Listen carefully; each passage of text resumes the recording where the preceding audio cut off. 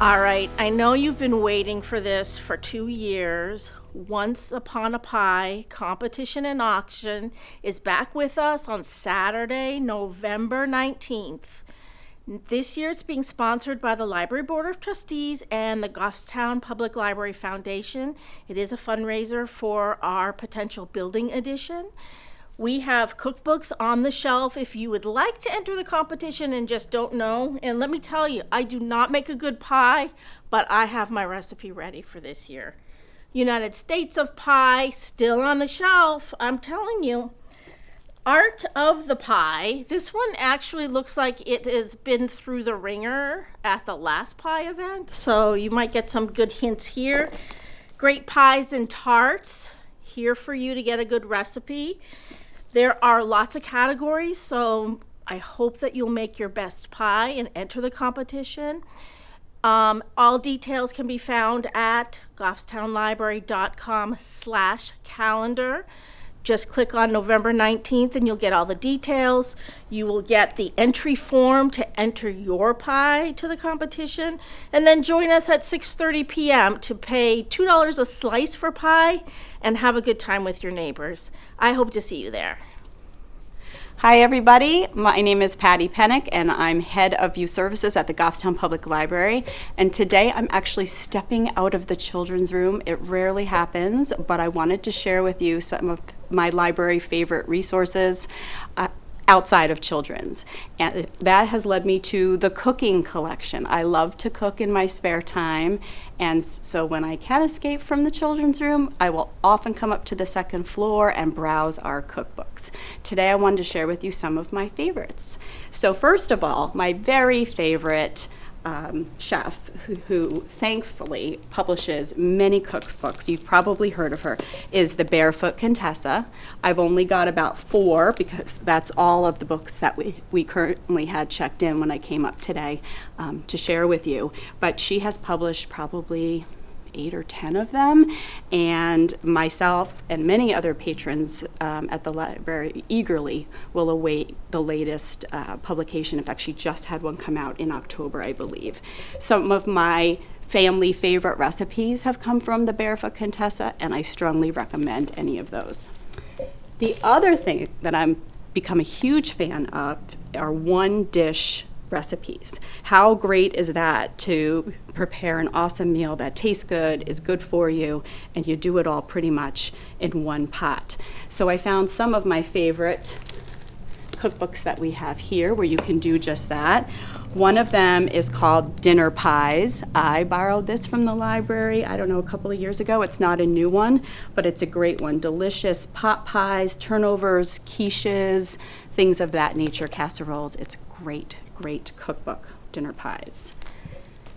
Another one, also an oldie but a goodie, is from the editors of Cooks Illustrated. It's called The Best One-Dish Suppers. I've had this in my Amazon cart to save for later for years, and I haven't bought it. You know why? Because I can just get it at the library.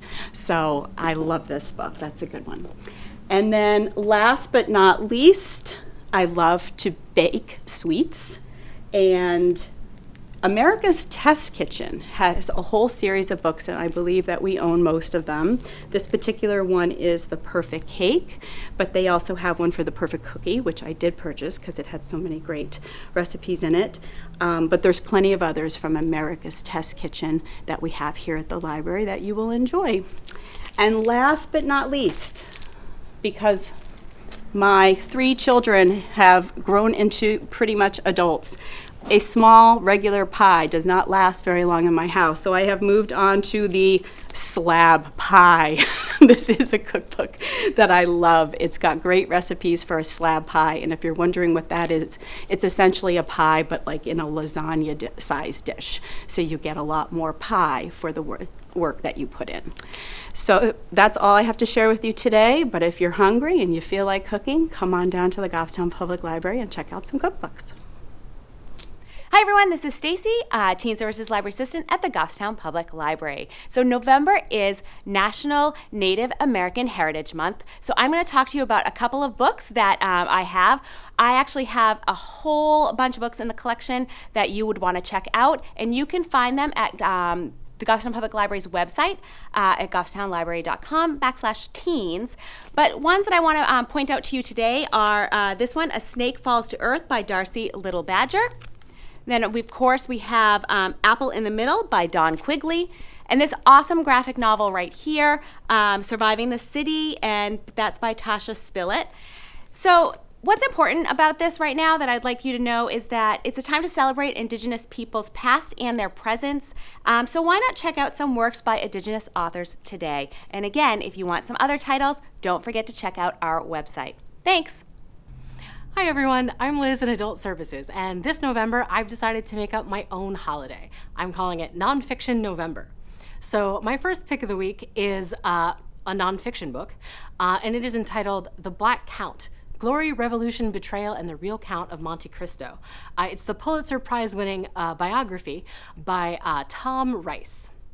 Now, you may be familiar with Alexander Dumas, the author of The Three Musketeers, The Count of Monte Cristo, The Man in the Iron Mask, and many others. But did you know, because I sure didn't, that a lot of the his most famous exploits in his books, like the swashbuckling adventures that D'Artagnan and all of his companions get up to, were in fact inspired by a real-life person, his real-life father.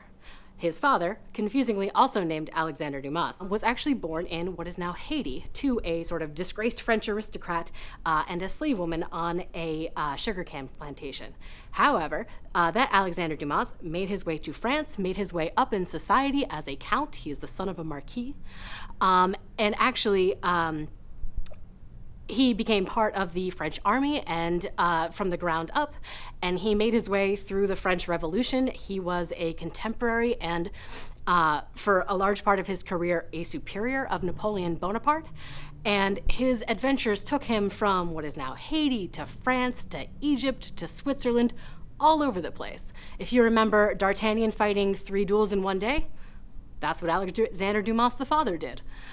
If you remember, the Count of Monte Cristo being imprisoned for vaguely political reasons and then kind of forgotten about by everyone he ever knew and loved, that also happened to Alexander Dumas, father of author Alexander Dumas.